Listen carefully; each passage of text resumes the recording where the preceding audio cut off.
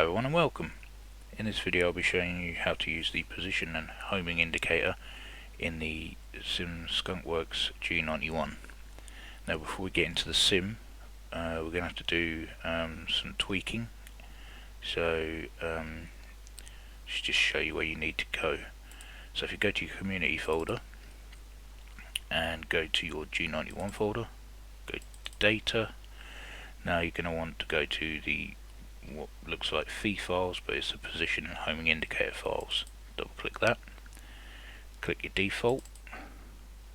Now I've already set up a flight for this video, and I've accidentally gone over the default that you get with the actual plane with my previous test flight from Coningsby to Lakenheath, so just ignore those for now. And this is my flight from Coningsby to Waddington. Only going to be using the 3 stations. You can have a maximum of 5, and the distance you can have between each marker is 999 nautical miles. Now, as it's as the indicators run off of the onboard Doppler radar, you don't need any ground stations, so you can have a constant reading to your next waypoint without having to switch frequencies and things like that, which is a bit of a bonus. Only problem being you can only have 5. So usually the way to do it is to have if you're doing a mission and you're coming back to your home base, have your home base as station 1 and have the next 4 set up for the mission. And also another thing to point out, that to put in the coordinates, longitude and latitude, they need to be in decimal, not in degrees, minutes and seconds as we're all used to. So to do this, I'm going to be putting in this website, and if you want to set your mission up, you can click anywhere on the map and it will give you the instant decimal readout instead of having to work it out, of which I have no idea on how to do. So I stumbled across this and it's made life a hell of a lot easier. So the flight that I'm going to be doing for this video, like I say, is from Coningsby to Waddington, but I'll be landing back at Coningsby, so I'll be doing a basic circuit just to show you how it works.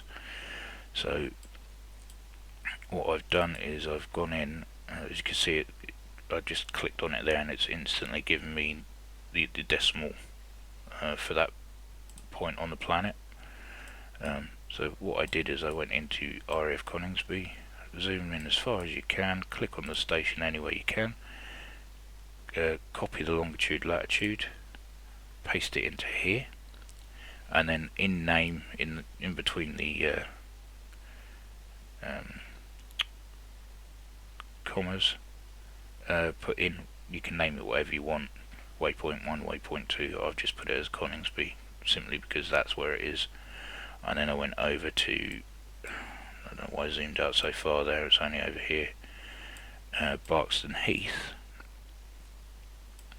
and click again, copy longitude latitude, paste it in here, Barkston Heath, and then obviously for the final one, RAF Waddington, which is just north of here, near Lincoln. Click on the station again, get that, paste it into your station 3, name it whatever you want, and then save it. Now, as these are LN3 files, I have no idea how to create them. I've had to try to work out how to do it, but with no joy. So what I've done is I copy the default, paste it, and then I just do my flight plan in that copy, and then rename the copy of the default. I never go over the default because obviously you're going to want a basic template for your next flight. So That's basically how I do it. I hope that's been clear. But like I say, I'll add this link in the description so that you can use this to help set up your navigation flight. So, like it says in the title for this video, I wanted it to be as simple as possible. No difficulty in this at all for people that aren't savvy on this sort of thing. So let's jump into the sim and I'll show you what to do next. Now clicking world map. Now the thing is, you're going to want to depart obviously from where you start off your flight plan in the position and homing indicator flight plan that you've made. So with mine it's RAF Coningsby, and I'm just going to click that as it says departure. I'm going to start off hot at the end of the runway, save doing all the startup procedures. As you can see, I've already got the G91 selected, so we click fly. I mean, actually before we go there, you can obviously make your flight plan to sort of run parallel to your PHI navigation, but that's entirely up to you. Usually when I fly, I let the AI deal with the ATC because I can never be bothered with that, because I just can't stand the ATC on this at the moment.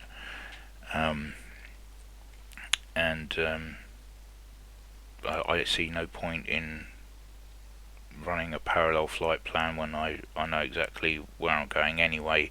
Any frequencies that I would need, I write down on paper anyway. I don't rely on the sim for that.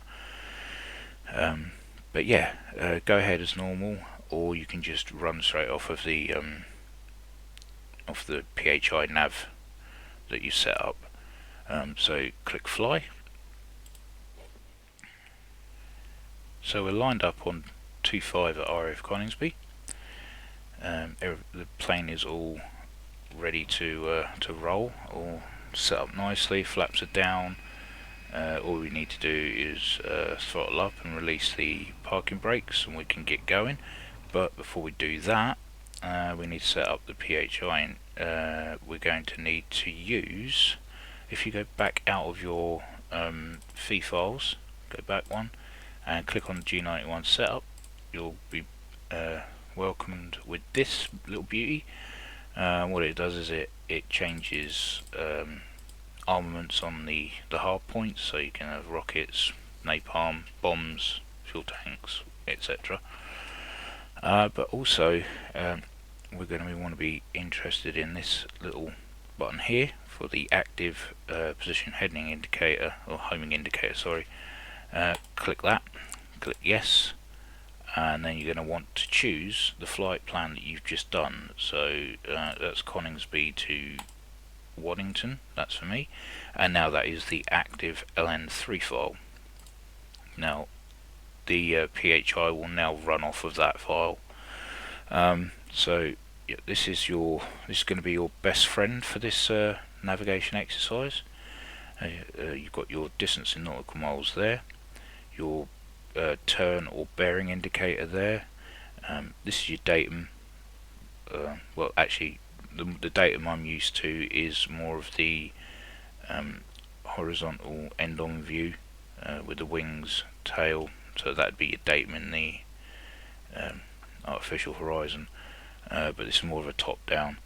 But I'll still call that a datum, and call this a datum line, basically, as that's where we're heading, and we want to match up the bearing indicator with the datum line to make sure we're heading in the right direction. Now, to get this to work, you need to click this once and go down here to your PHI Station selector. Now, as I said in the setup, I'm only using stations 1 to 3, but you can have a maximum of 5. So if I click on 1, you'll find that I'll call that a DME because that's basically what it is all the zeros, and now you can see that the bearing indicator and the datum line are matched up. That's because we are sat our first waypoint. If we go to station 2, which is RAF Berks and Heath, you'll see that it's slightly off centre and 16 nautical miles away. And then with station 3, click that, you'll see that it's on the bearing of 275 and 14 nautical miles away. Now, my head tracker died recently, so I'm doing all my head turning in the cockpit with the thumbstick on my X56, which is really tedious and going to make this flight a bit more cardboardy than I would like. So please bear with that. I do have a new one on the way, and God knows when that'll be here, but hopefully not too long. Right, before we roll, we're going to want to set our trim for takeoff, and that's the nose section of the aircraft. It looks more like an F-117 than it does a G.91, and what we're going to do is trim that until the nose is in the red. Depending on weight, will depend on how far into the red you go, but I usually stick it dead in the middle. Other than that, we're ready to go. I'll zoom out slightly. So I'll be flicking between that view and that view simply because of my head tracker, and doing that so that we can see the PHI when I need to tell you more about it. But for the takeoff roll, I'll be in this view. So we're going to throttle all the way up, release the brakes, and we're rolling. Around about 125 knots, you're going to want to pull back on the stick slightly and let the aircraft do the rest of the work.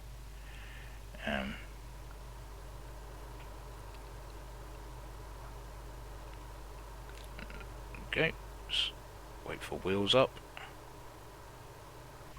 Brake ground, wheels are up. Flaps are up. Let's trim out now so that we don't go to the moon. And throttle back slightly because we don't want to push the aircraft too hard. So let's try and get the engine settled at around about 85-90% RPM. Okay, so now we're just going to merge the datum line and the bearing indicator together.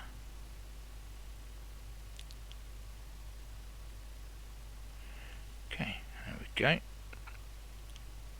Now that should be Berks and Heath there, those lights flashing. Soon find out as we will pass the RAF College at Cranwell, and that should be down here to our right hand side if that's the right one.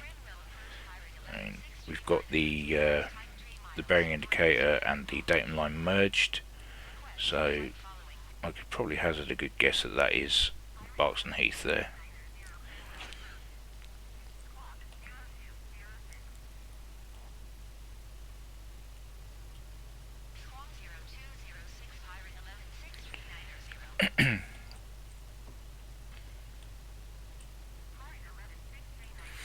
There you go, and there's RAF Cranwell there.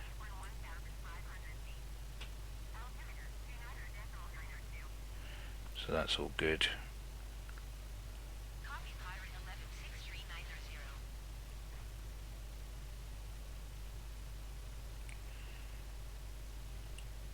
Yeah, there we are. So what I'll do is I'll head over the top of RAF Berks and Heath, and then I'll do a right brake over the airfield, and we'll head towards our next waypoint, which I'll click on station 3 now. As you can see, everything's changed.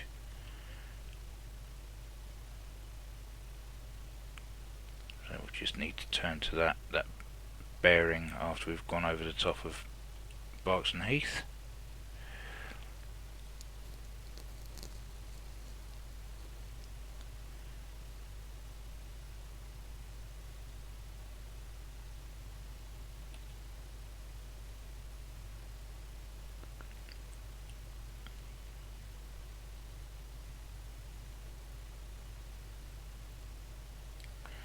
as you can see, it's pretty much dead on the runway heading, which is pretty good. I mean, that won't be the case for everything. It's not a precision bit of kit. You got to remember that this aircraft has no ILS, it has no VOR tracking system, so this is navigation using the Doppler radar in the most primitive way, basically pointing at where you want to go and just heading for it, dead reckoning. There's no going from one place to another to get to your destination. Okay, so we're lining up with Watto now. Settle the aircraft. So we're 10 nautical miles away.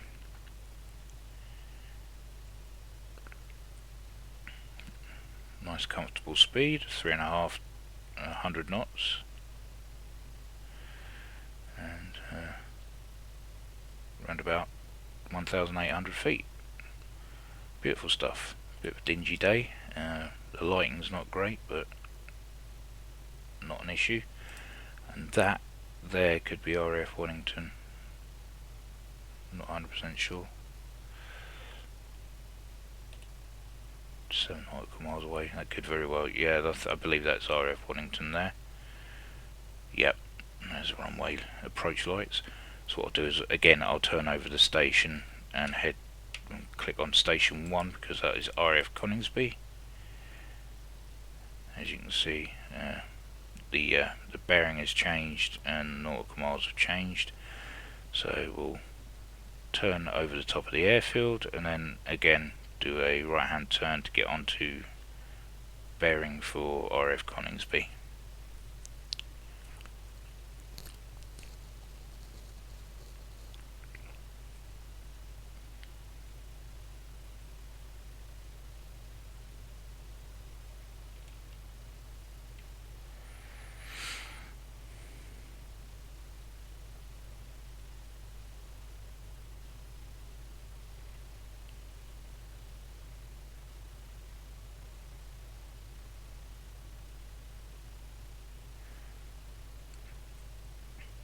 Be nice once we get some decent RAF base scenery here. Huh. Some E3s there. Alright, so let's turn on to our heading for RAF Coningsby.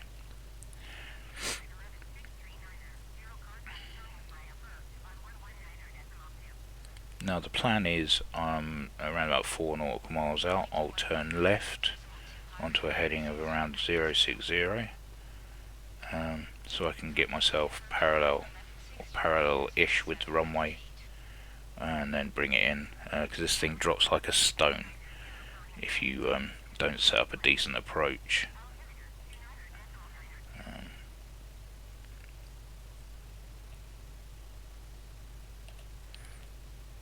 10 nautical miles out.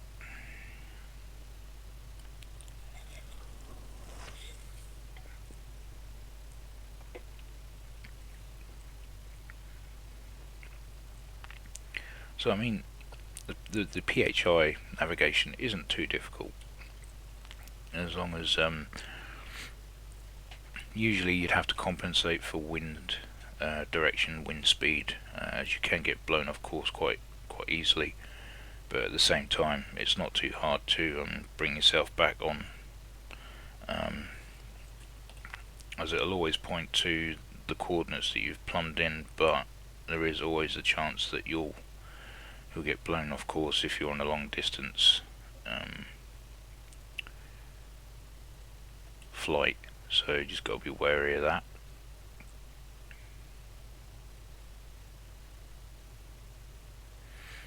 Can't actually see the station. 3 nautical miles out. Okay, so I'll turn to 060 anyway and start bringing the speed down.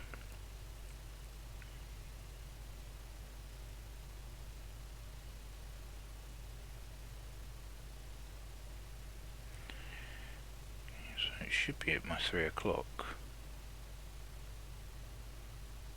Oh yeah, there it is. I can see it.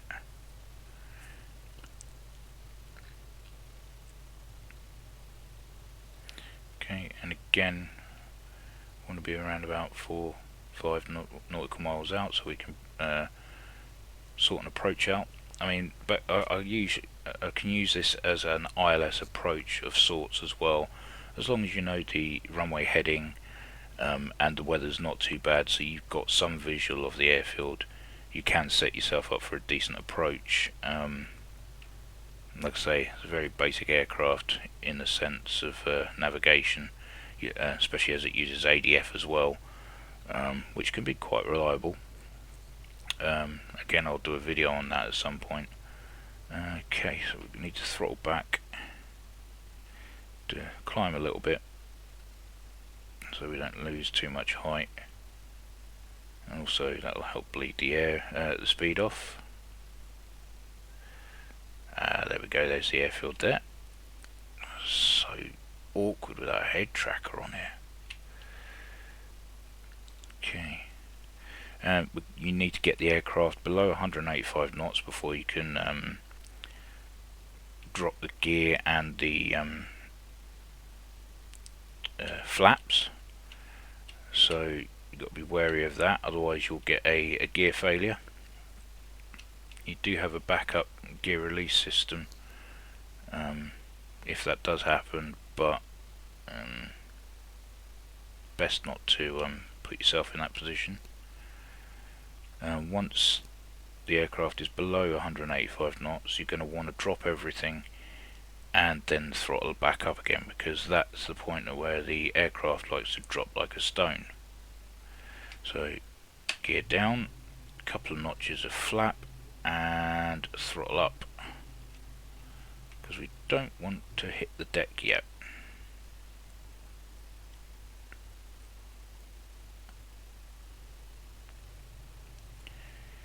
And then we're going to try and trim out.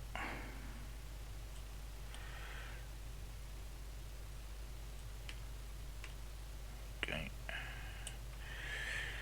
And then we can turn on to runway heading. Drop the flap some more. Then once we're on finals, we can drop full landing flap and make our way slowly towards the airfield. So that's us on the runway heading now.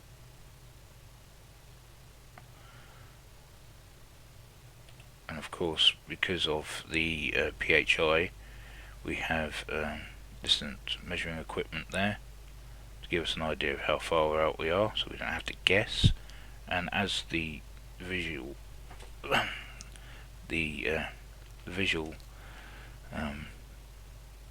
part of the cockpit here isn't great because of the gun sight. I'm going to keep popping back and forth so that I can see what I'm doing.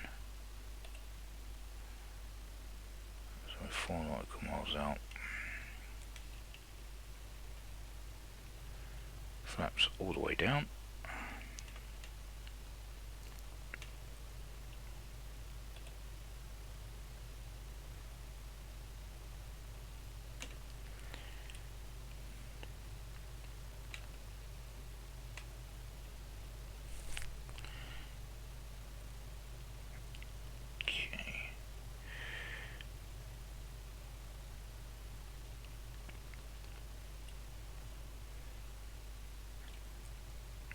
Sorry, I'm concentrating. Should be talking, but not the easiest of tasks. What have I done?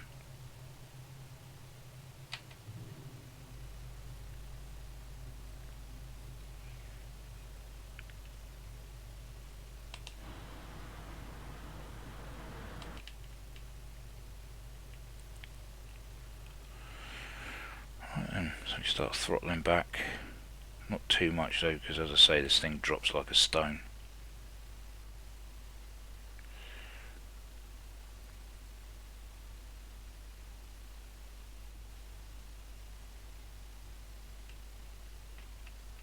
Throttle back, let it settle. Okay, and we're down. And this thing does have a drag chute, although it doesn't seem to be modelled in any way. If it is, I've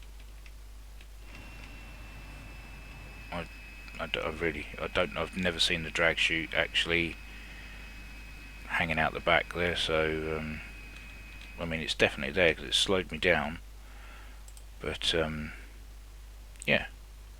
Anyway, we'll stop here. So that's PHI navigation in its most simplest form.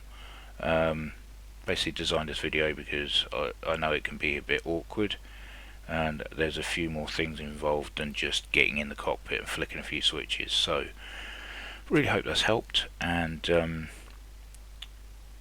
appreciate everyone who's subscribed so far. I know it's not many, but thank you very much for that, and anyone that gives the video a like is much appreciated too, as I'm trying to make this channel into something a bit more than it is at the moment. So anyway, again, thank you for watching, take care, and I will see you in the next one.